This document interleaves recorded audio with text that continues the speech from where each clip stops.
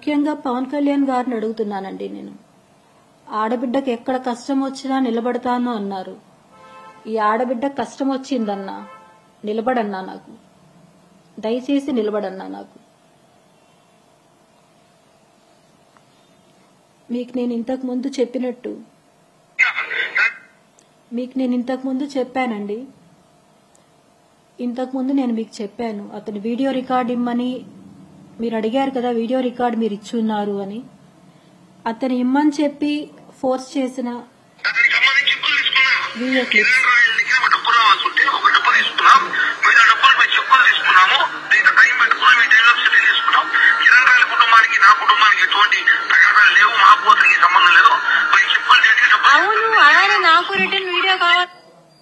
ఇలా అతను నన్ను బెదిరించి నేను ఏం వీడియో రికార్డ్ ఇవ్వాలో కూడా అతనే చెప్పి చేపించుకున్న వీడియో రికార్డ్స్తే తప్ప నాకు నేనే ఇచ్చిన వీడియో రికార్డ్స్ కాదండి అవేవి. అతను మాట్లాడాడు నిన్న మీడియాలో, నేను చూశాను. మా అమ్మ వాళ్ళ ఇంటి గురించండి. ఆ అమ్మాయి చేసే గ్యాంబ్లింగ్ ఇవన్నీ వల్ల అన్నీ తెలుసుకొని ఇంటి నుంచి తరిమేశాము అని చెప్పి ఒక ఇది క్లియర్గా చెప్పారండి. మా నాన్న ఒక టీటీడీ డ్రైవర్ అండి, చాలా గొప్ప వ్యక్తి. ఆయన కుటుంబ సమస్యల వల్ల ఇల్లు అమ్మి వేరే చోటికి వెళ్లారండి.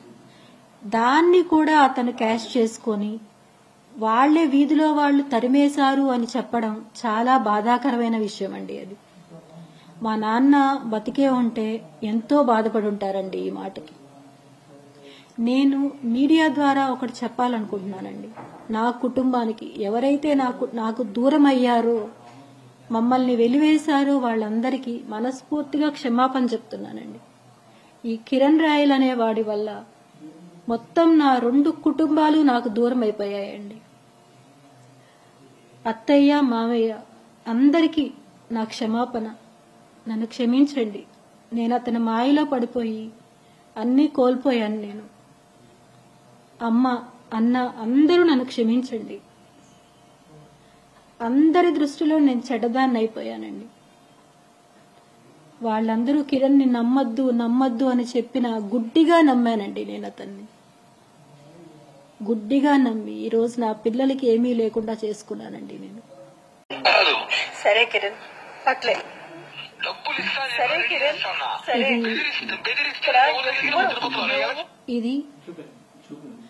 ఇది నేను అతన్ని డబ్బులు ఎంతో కన్నీళ్లతో అడుగుతున్న ఒక సందర్భంలో అండి.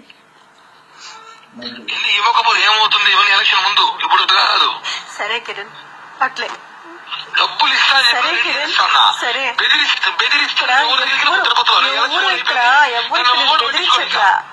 ఎవరు నిన్ను బెదిరించట్లా. ఇచ్చి నా పిల్లల లైఫ్ నేను నాశనం చేసుకున్నాను. నువ్వు ఈ రోజు ఇలా మాట్లాడుతున్నావు. నాకు అప్పించావు, నువ్వు అప్పించావు, చెప్పించావు వచ్చినప్పుడంతా. కిరణ్ రాయల్ ఇది నీకు అప్పిస్తున్నావు, అక్కడికి ఇవాళ చెప్పున్నావా? చెప్పలేదు కాబట్టి దేవుడు నీకు నరకం శిక్ష వేసినాడు. ఇప్పుడు కాదు శిక్ష నీకు పడతాది. చూడు, పెట్టు, తట్టుకోలేరు కుటుంబం. చూద్దాం. ఇది ఒక ఉదాహరణ మాత్రమేనండి. ఇలా నేను డబ్బులు అడిగిన ప్రతిసారి అతను నన్ను బెదిరించేది. ఇవి నా దగ్గర ఇంకా చాలా ఇంకొక అమ్మాయి ఉన్నాయండి. అవి నేను బయట తలుచుకోలేదు వాటిని. ఎందుకంటే నా లైఫ్ స్పాయిల్ అయినట్టు ఆ అమ్మాయి లైఫ్ స్పాయిల్ అవ్వాలని నేను అనుకోవట్లేదు. నేను మీడియా ముందర నా తర్వాత వచ్చిన అమ్మాయి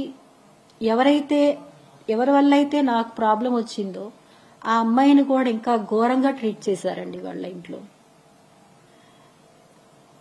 ఇతను ఫ్యాక్ట్ గా చెప్పాలంటే డబ్బులు ఉన్నంత వరకు వాళ్ళతో ఉంటాడండి. ఇతను డబ్బులు అయిపోయింది అంటే వాళ్ళని ఏదో ఒక సాకు చెప్పి వదిలించుకొని ఇంకో కొత్త అమ్మాయిని చూసుకోవడం అతను ఒక నేచర్ అంతే.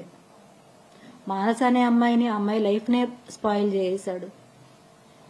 ఆ అమ్మాయి బిడ్డను కూడా ఆ అమ్మాయికి దూరం చేశాడు. ఈ రోజు నా జీవితం, రేపు ఇంకొక అమ్మాయి జీవితం. ఇదే అండి అతని లైఫ్. నేను ఆ విషయంలోనే అండి మోసపోయింది. ఎందుకంటే ఆ అమ్మాయి అంత ఇదిగా వచ్చేది మా చెల్లెలు అని చెప్పిన తర్వాతనే వాళ్ళ చెల్లెలే కదా వచ్చేది అని నేను నమ్మానండి. నాకు అప్పుడు తెలియదు మానస అనే అమ్మాయితో ఇలా ఉంది అని నాకు అప్పుడు తెలియదు. వాళ్ళ చెల్లె వస్తుంది అని అనుకున్నాను తప్ప నాకు ఇంకొక ఇది నాకు తెలియదండి. ఇప్పుడు అతను ఈ రోజు మాట్లాడుతున్నాడు, ఎంతో హీనంగా మాట్లాడుతున్నాడు.